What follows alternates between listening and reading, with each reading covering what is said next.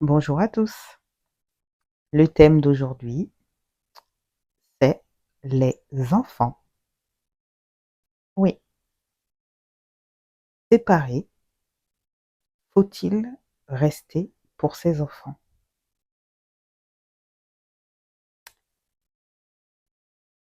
Lors d'une séparation du couple, qui n'est déjà pas une chose facile, surtout quand il y a des enfants, on se pose la question pour ne pas leur faire souffrir ou chambouler leur vie.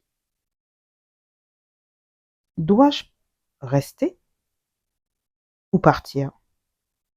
Dois-je cohabiter pour leur bien-être avec son ex-partenaire? Pour ma part, je vais vous répondre, et c'est mon avis, c'est un grand non. Non. N-O-N. Le lien parent-enfant est un lien d'amour inconditionnel, inébranlable, et il existera toujours à travers la distance, les embûches, les problèmes, et même après la mort. Le bien-être de vos enfants, c'est votre bonheur à vous. Vous êtes la référence du bonheur, et non la référence au mensonge. Il y a une pièce de théâtre. Les enfants ressentent tout. Ils ressentent votre douleur, le manque d'affection, le mal-être, le fait que vous soyez en prison et non vous-même. Et cette sensation qu'un enfant peut ressentir, c'est de voir que ses parents sont tristes, se disputent. Ils sont sous le même toit parce qu'il est sur terre. Je répète cette phrase.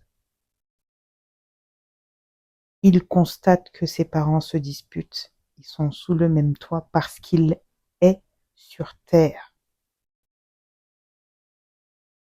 L'enfant se retrouve à porter la responsabilité et à la forte culpabilité de voir ses parents souffrir à cause de lui. Vivre dans le mensonge et grandir dans un environnement où tout est mis en scène et cachotterie, c'est très très dur pour un enfant. Car malgré tout, malgré la présence des parents, l'enfant se retrouve seul, livré à lui-même. Il se retrouve isolé à devoir créer ses opinions. Ou alors, s'il ne peut pas créer ses opinions, il va s'attacher à d'autres personnes externes qui, eux, ne joueront pas une scène de théâtre. Ce n'est qu'une question de temps, une bombe à retardement, qui peut exploser à tout moment. Encore une fois, un enfant ressent tout. Le mental de l'enfant n'est pas encore forgé de toutes les souffrances qui peuvent exister. Par conséquent, il n'y a pas de filtre. Il ressent tout. Il voit tout. Il comprend tout au premier degré. Le mental et l'ego vont se construire à partir de ce moment-là.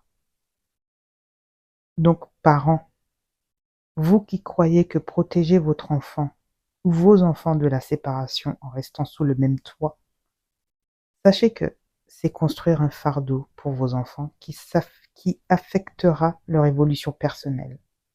Et malheureusement plus tard, ses réactions dans son couple.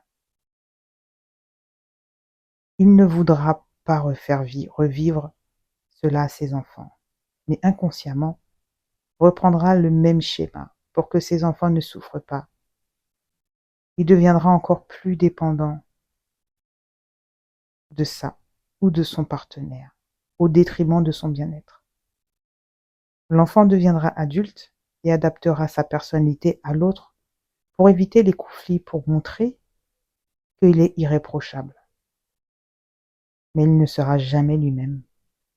Et il sera malheureux pour le bien-être de ses enfants. Et ce sera la boucle infernale. Donc, vous avez encore la possibilité de tout stopper, dialoguer, expliquer que la relation n'est pas la séparation de l'amour des parents, mais que les enfants auront deux maisons, que vous serez toujours là pour eux, et vous comprendrez que vos enfants seront tellement heureux que vous aurez puis de réécrire votre histoire et la leur. Soyez sincère, si vous voulez que l'on soit sincère avec vous. Les enfants ont une facilité d'adaptation et d'imaginaire incroyable. Sans violence, sans dénigrement, sans jugement, sans douleur, vous constatez qu'ils participeront eux aussi à la reconstruction de leurs parents, car vous êtes tout pour eux. Il y a des enfants qui n'ont pas le choix d'aller voir leurs parents en prison ou à l'hôpital à des heures fixes, à des jours fixes, et ils ont compris. Vous, vous êtes peut-être libre et vos enfants peuvent vous voir à volonté, mais ne soyez pas en prison ou malade émotionnellement avec eux sous le même toit. Ils le sauront aussi. Ce choix vous appartient, mais le souffle de vie que vous allez avoir sera le même pour vos enfants qui apprécieront de voir leurs parents heureux, chacun de leur côté. Le soi est important pour véhiculer l'énergie positive vers eux qui la ressentent plus que tout. Alors, vivez libre et vivez entier. Prenez soin de vous. Je vous souhaite une bonne journée ou une bonne soirée si vous écoutez mon podcast en soirée. À bientôt.